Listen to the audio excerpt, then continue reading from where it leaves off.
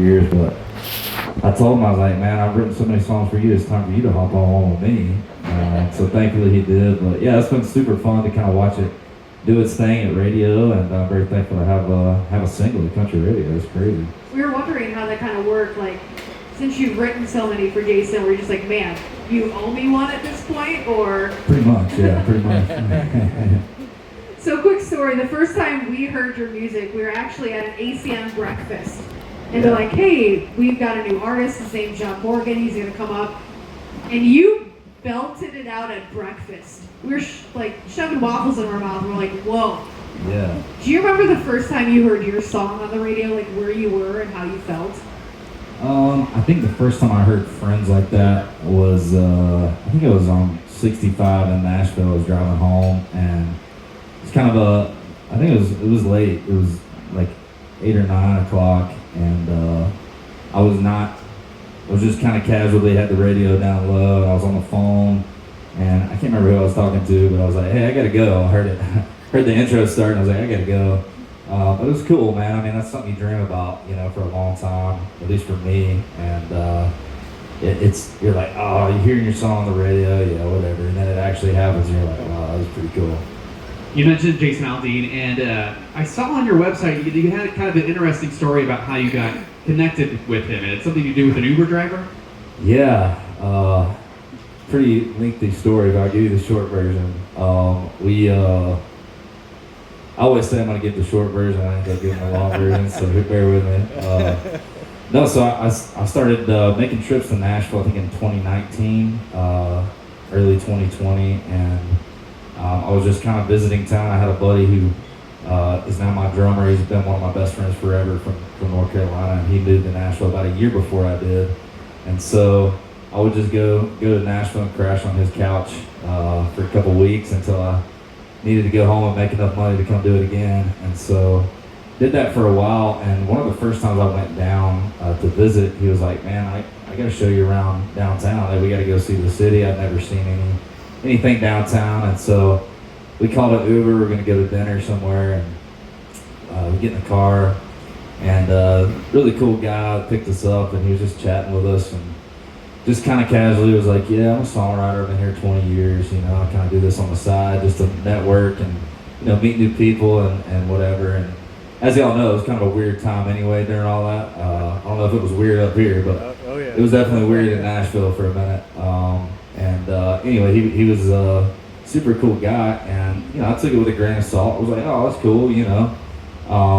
Had no idea that he had written some songs for Jason Aldean in the early 2000s and kind of that era, and some of my favorites actually. So he didn't brag too much on himself, but we ended up, you know, he gave me his card and parted ways, and I, typical me, did not reach out to him like I probably should have, but just kind of forgot about it. Honestly, I was kind of doing my own thing, writing songs and trying to get plugged in at different publishing companies or whatever. And about a year later, I ran into him. He came into, if you can imagine this, I worked at Lucky Brand Jeans. Y'all know what Lucky Brand Jeans is? Yeah, if you can imagine me trying to sell you jeans. When I first moved to town, that was like literally the first, my buddy Rob was telling me about it. He was like, dude, I got a hookup at Lucky Brand if you need a part-time job. And I'm like, sick, dude, yeah, let's go. So I went down there. I was like, do you have anything, like, I can stock shelves, like I can do, I mean, I've cut grass before. I don't know, I don't have a lengthy resume, but I've done some stuff. They were like, well, yeah, sure. So it turned into me.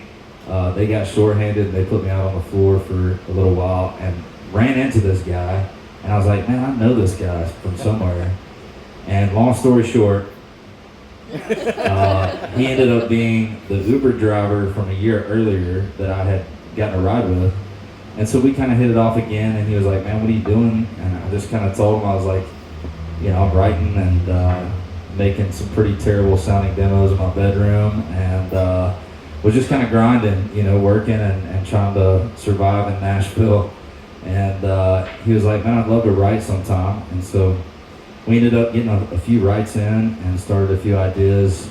We finished a couple of songs, and then we started a few like verse courses that we just didn't finish. We just kind of had ideas going. And he's like, man, I'd love to send these to some of my buddies that I've been writing with for a while. And I'm like, sure, whatever. He didn't tell me who it was. Ended up being Jason Aldean's bandmates, who he'd been writing with forever. And so they came in on the song, helped us finish it. And I sang the demo for it. They sent me a mix, and I sang a demo for it in my bedroom. And sent it off. Literally didn't think anything of it. I was just stoked that, I hadn't gotten to write with those guys. And 2 weeks later, I'm cutting my grass, like running a weed eater down the yard, just casual Friday afternoon, and I get a phone call, and I'm like, hey, what's going on? He's like, hey man, this is Jason Aldean. I got your phone number from my buddy Tilly, and he sent me some songs you've written, and he's like, I'm just a huge fan, and love your writing style, and and literally the whole time he's talking, I'm sprinting inside to find my roommate, because I was like, there's no way this is happening. But it ended up being, he essentially was just like, man, we just started a new publishing company and a new record label, and he's like, we're looking for somebody to sign, and we love what you do. And so, long story short, he ended up signing me to a publishing deal and a record deal, and just kind of has had my back ever since, and I'm very thankful for him. He's been a huge part of me getting to do this for a living now, and so I always give him a shout out when I can. But yeah, that's the short version. I just have one follow-up question to that. What was the discount like at Lucky Jeans? 75%. Oh, yeah. You already know why I signed up. Are you sure you didn't want to keep that, like, just to, keep the Technically, discount? I'm still employed there, I think. We've got the new album coming out in April, Carolina Blue, and you said you got a couple songs prepared for us off of that. Yeah. Do you want to hit us with some music, and maybe we'll talk in between about, the songs that you're playing and that sort of thing? Yeah, let's do that. All right. Thank you guys for coming. This is awesome.